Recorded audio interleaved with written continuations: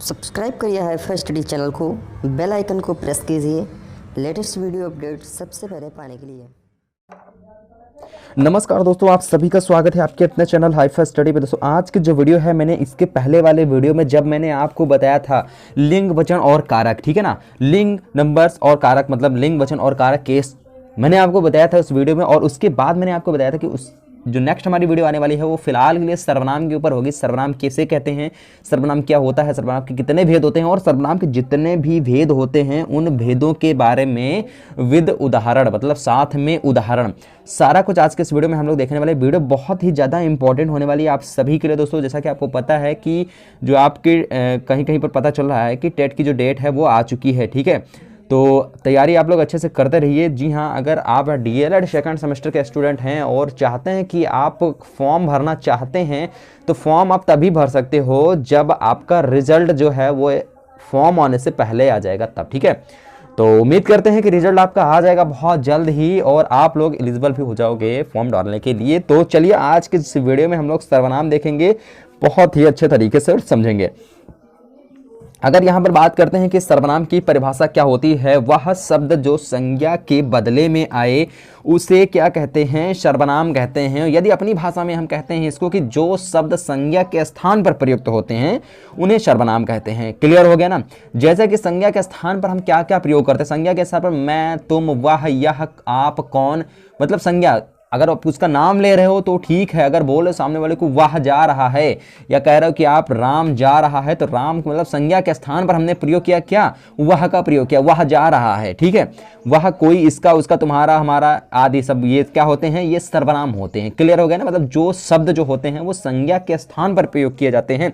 अगर मैं आपकी बात करूं कि आप, ठीक है ना, बात करूं कि आप जा रहे हैं तो आप, मैंने आपका नाम तो लिया नहीं, मतलब आपके नाम के स्थान पर मैंने क्या कर दिया, आप रख दिया, ठीक है। और अगर मैं कहता कि राम जा रहे हैं, आपका नाम लेके कहता कि आपका मान लीजिए राम नाम है तो मैं कहता कि राम जा रहे हैं, राम जा रहा है, तो वहां पर मैंने संज्ञा को जोड़ा। लेकिन अगर संज्ञा के स्थान पर हम किसी शब्द का प्रयोग करते हैं तो वो हमारा क्या हो जाता है, सर्वनाम हो जाता है। क्लियर हो गया होगा, ठीक है। चलिए आगे बात करते हैं। आगे बात करते हैं जैसे यहाँ पर बताया भी गया उदाहरण के तौर पर मैं, तुम, हम, वह, आप, उसका, उसकी, वह आदि, ठीक है। ये हो जाएंगे क्या, ठीक है ना। जैसे कि आप, अगर मैं बात करूं यहाँ पर कि सीमा ने कहा कि मैं खाना बना रही हूं, तो सीमा ने कहा कि मैं खाना बना रही हूं और मैं सीमा के स्थान पर, ठीक है, मैं सीमा के स्थान पर, तो मतलब बात यहाँ पर आ रही है कि यहाँ पर क्या हो जाएगा, मैं क्या हो जाएगा, ये हमारा सर्वनाम हो जाएगा। आगे बात करते हैं, इसके शाब्दिक अर्थ को समझें तो यह प्रतीत होता है कि सबका नाम, यह शब्द किसी व्यक्ति विशेष के द्वारा प्रयुक्त ना होकर सबके द्वारा प्रयुक्त होते हैं। किसी एक का नाम ना होकर सबका नाम होते हैं। मैं का प्रयोग सभी व्यक्ति अपने लिए करते हैं, अतः मैं किसी एक का नाम ना होकर सबका नाम है, ठीक है। और फालतू का कुछ भी आपको नहीं पढ़ना है, बस आपको एक लाइन में समझना है कि वह शब्द जो संज्ञा के स्थान पर प्रयुक्त होते हैं उन्हें सर्वनाम कहते हैं, ठीक है। सर्वनाम के कितने भेद होते हैं तो आपको पता होगा भैया, सर्वनाम के 6 भेद होते हैं। कौन कौन से होते हैं आइए आगे हम लोग देखते हैं। सर्वनाम के 6 भेद वो कौन कौन से हैं, तो यहाँ पर फर्स्ट जो आ जाएगा वो आ जाएगा पुरुषवाचक, निश्चयवाचक, अनिश्चयवाचक, संबंधवाचक, प्रश्नवाचक और निजवाचक। 6 प्रकार के हमारे सर्वनाम होते हैं और इन्हीं 6 के बारे में हम लोग यहाँ पर डिटेल में देखेंगे एकदम। सबसे पहले अपना जो देखेंगे वो देखेंगे हम लोग क्या, पुरुषवाचक, ठीक है ना। पुरुषवाचक सर्वनाम क्या होता है, ठीक है। पुरुषवाचक सर्वनाम यानी कि पुरुषवाचक सर्वनाम क्या होता है, किसे कहते हैं, तो पुरुषवाचक जो हमारा सर्वनाम हो जाएगा वो हो जाएगा कि पुरुषों के नाम, पुरुषवाचक सर्वनाम पुरुषों के नाम के बदले आते हैं। पुरुषवाचक से पुरुष तथा स्त्री दोनों का बोध होता है। बात करते हैं यहाँ पर क्या आता है, मैं, हम, तुम, आप, ये, वे, वह, ये सब क्या होते हैं, पुरुषवाचक सर्वनाम। अब पुरुषवाचक सर्वनाम जो होते हैं दोस्तों, इनके भी क्या होते हैं, जी हाँ, इनके भी कितने भेद होते हैं, तो इनके भी 6 भेद होते हैं। 6 भेद कौन कौन से होते हैं आइए देखते हैं। यहाँ पर सबसे पहला आ जाएगा उत्तम पुरुष, ठीक है ना, उत्तम पुरुष आ जाएगा। दूसरा हमारा आ जाएगा मध्यम, दूसरा मध्यम आ जाएगा और तीसरा आ जाएगा अन्य, ठीक है ना। यानी पुरुषवाचक जो सर्वनाम जो होते हैं वो भी 3 प्रकार के होते हैं, 3 टाइप के होते हैं। पुरुषवाचक सर्वनाम मतलब पुरुषवाचक सर्वनाम में स्त्री और पुरुष दोनों का बोध होता है। उनके स्थान पर यानी उनके नाम के स्थान पर मैं, तुम, तो, आप, ये, वे, वह ये सब लगा देते हैं तो पुरुषवाचक सर्वनाम हो जाता है। और इनके अंतर्गत 3 भेद होते हैं, उत्तम, मध्यम और अन्य। उत्तम क्या होता है, सबसे पहले देखेंगे हम लोग उत्तम किसे कहते हैं। उत्तम पुरुष तो बोलने वाले वक्ता को उत्तम पुरुष कहते हैं। जैसे मैं और हम, ठीक है ना, जैसे मैं और हम हो गए तो ये बोलना मतलब हम बोल रहे हैं, तो हम कर रहे हैं मतलब बोलने वाला वो अपने ऊपर बोले, ठीक है। तो वहां पर क्या होता है, उत्तम पुरुष होता है। मध्यम पुरुष क्या होता है, मतलब सामने जो आप सुन रहे हैं, आप इस वीडियो को देख रहे हैं मतलब सुन रहे हैं कानों के द्वारा, तो आप कौन से सर्वनाम हो जाएंगे, आप हो जाएंगे कौन से, मध्यम पुरुष हो जाएंगे, ठीक है। नहीं, 3 प्रकार के होते हैं। उत्तम मतलब जो बोल रहा है और मध्यम मतलब जो सुन रहा है। उत्तम हम बोल रहे हैं तो हम क्या हो जाएंगे, उत्तम पुरुष हो जाएंगे। और मध्यम पुरुष मतलब जो सुन रहा है, आप लोग जैसे आप लोग सुन रहे हो तो वहां पर श्रोता जो होता है वो होता है मध्यम पुरुष। यानी कि तू, तुम और आप, ये 3 का प्रयोग किया जाता है, तू, तुम और आप के रूप में। बात करते हैं अन्य पुरुष के। अन्य पुरुष कौन कौन से होते हैं, ठीक है ना। थोड़ा डिटेल में आप लोग ध्यान से समझिएगा तभी आपके समझ में सर्वनाम आ जाएगा। और एक बार अगर समझ में आ गया, दिमाग में बैठ गया भाई, तो निश्चित रूप से मैं बता रहा हूं आपको, जिंदगी में नहीं भूलने वाले हो, ठीक है। उत्तम अन्य पुरुष क्या होता है, अन्य पुरुष होता है मतलब अन्य जिसके संबंध में बात कही गई हो। मतलब मैंने क्या कहा आपसे, जैसे मैं एक उदाहरण ले लेता हूं ललित सर के बारे में, ठीक है। तो ललित सर के बारे में जैसे मैंने उदाहरण लिया यहां पर कि मैं आपसे ललित सर के बारे में कुछ बोल रहा हूं, ठीक है ना। मैं आपसे बोल रहा हूं तो मैं उत्तम पुरुष हो गया। आप सुन रहे हैं तो मध्यम पुरुष हो गए। किसके बारे में मैं बोल रहा हूं, ललित सर के बारे में बोल रहा हूं, तो वो अन्य पुरुष के अंतर्गत आ जाते हैं। जैसे कि यह, ये, वे, वह, ठीक है ना, इसके स्थान पर प्रयोग किया जाता है। समझ में आ गया ना। उत्तम पुरुष मैं आपसे कह रहा हूं तो मैं उत्तम पुरुष हो गया। आप सुन रहे हैं मेरी बात को और वो हो, आप श्रोता हो गए तो मध्यम पुरुष हो गए। मैं किसके बारे में कह रहा हूं वो तीसरा हो गया अन्य पुरुष, ठीक है। चलिए आगे बात करते हैं दूसरे नंबर की। दूसरा नंबर जो हमारा है वो हो जाएगा निश्चयवाचक।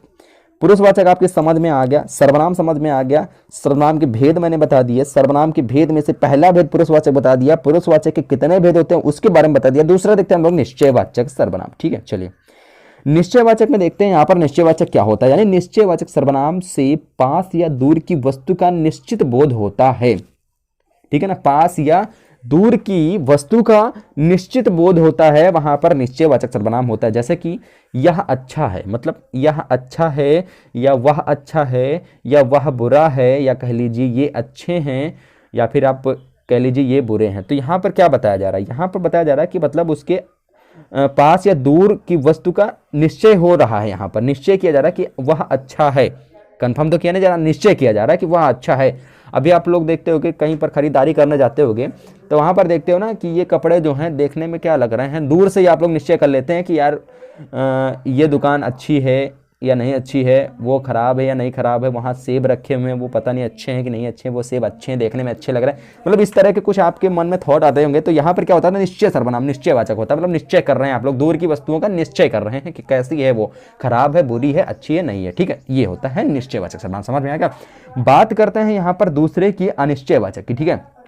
अनिश्चयवाचक क्या होते हैं, अनिश्चयवाचक क्या होते हैं, तो अनिश्चयवाचक जो सर्वनाम होते हैं वो होते हैं दोस्तों, यहाँ पर बात करते हैं अनिश्चयवाचक की कि जो सर्वनाम किसी ऐसे व्यक्ति या पदार्थ का बोध कराए, ठीक है ना, ऐसे व्यक्ति का बोध कराए या ऐसे पदार्थ का बोध कराए, ऐसे व्यक्ति या ऐसे पदार्थ का बोध कराए जिसका कोई पता या ठिकाना ही ना हो, वहां पर क्या होता है, अनिश्चयवाचक सर्वनाम होता है, ठीक है। चलिए अब बात करते हैं यहाँ पर इसके उदाहरण की। तो वहां पर मतलब कोई बोध ना, पदार्थ का कोई बोध ही ना हो या उसके पता और ठिकाना का कोई मतलब ही ना हो, अनिश्चयवाचक हो जाता है। कैसे कि कोई आया था, मतलब कोई आया था, तो यहां पर क्या हो रहा है, निश्चय मतलब मुझे पता ही नहीं है कौन आया था, कोई उसका बात का कोई पता ठिकाना ही नहीं है। तो यहां पर क्या हो जाता है, अनिश्चयवाचक हो जाता है। मतलब कंफर्म नहीं है कौन आया था। घर में कुछ नहीं है, घर में कुछ नहीं है, मतलब घर में कुछ नहीं है, कंफर्म ही नहीं है। कुछ दे दो, मतलब कुछ दे दो, मतलब कुछ दे दो हमको, ये कंफर्म नहीं है कि क्या दे दो, बोला जा रहा है कुछ दे दो हमको, ठीक है। तो यहां पर अनिश्चयवाचक सर्वनाम हो जाता है। बात करते हैं यहां पर फोर्थ की, जो कि यहां पर क्या है, जो कि यहाँ पर है संबंधवाचक। जी हाँ, क्या है? संबंधवाचक है। तो संबंधवाचक की अगर बात करते हैं तो यहाँ पर जहां पर दो वस्तुओं अथवा व्यक्तियों का पारस्परिक संबंध प्रकट होता है, समझने की कोशिश करिएगा कि जहां पर दो वस्तुओं अथवा व्यक्तियों का पारस्परिक संबंध प्रकट होता है वहां पर संबंधवाचक होता है। जैसे उदाहरण के तौर पे अगर ले लेते संबंधवाचक का, तो यहां पर हो जाता है कि वह लड़का जो कल आया था पढ़ने में तेज है। वह लड़का जो कल आया था पढ़ने में तेज है। ठीक है, ये मतलब वह लड़का, ये भी संबंधवाचक हो गया। जो कल आया था ये भी संबंधवाचक हो गया। पढ़ने में तेज है ये भी संबंधवाचक हो गया। मतलब तीनों का संबंध हो रहा है, दो वस्तुओं का अथवा व्यक्तियों का पारस्परिक संबंध प्रकट हो रहा है। वह लड़का जो कल आया था या फिर जो कल आया था पढ़ने में तेज है। ठीक है ना, दो वस्तुओं का संबंध हो रहा नहीं हो रहा है, तो यहाँ पर क्या हो जाएगा? यहाँ पर हो जाएगा संबंधवाचक सर्वनाम। ठीक है, चलिए आगे बात करते हैं यहाँ पर प्रश्नवाचक की। प्रश्नवाचक 5 नंबर हो जाएगा हमारा। प्रश्नवाचक किसे कहते हैं? प्रश्नवाचक सर्वनाम क्या होते हैं?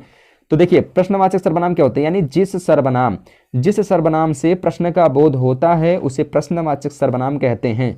जिस सर्वनाम से प्रश्न का बोध होता है उससे प्रश्नवाचक सर्वनाम कहते हैं। जैसे यहाँ कौन है, यहाँ पर यहाँ कौन है कंफर्म नहीं है ना, प्रश्न किया जा रहा है, प्रश्नवाचक चिन्ह लग रहा है जो मुझे नहीं जानता, यहाँ पर प्रश्नवाचक चिन्ह लग रहा है, तो यहाँ कौन है जो मुझे नहीं जानता है, यहाँ पर क्या हो जाएगा? प्रश्नवाचक सर्वनाम हो जाएगा।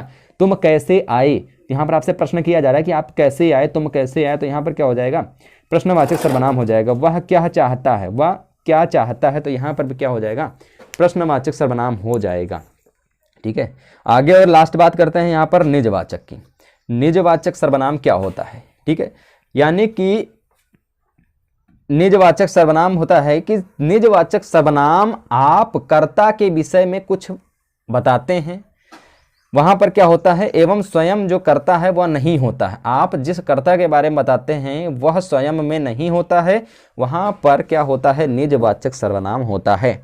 जैसे उदाहरण के तौर पे इसका ले लेते हैं, कि आप आजकल कहाँ रहती हैं, आप आजकल कहाँ रहती हैं, तो यहाँ पर क्या हो जाएगा? निजवाचक हो जाएगा।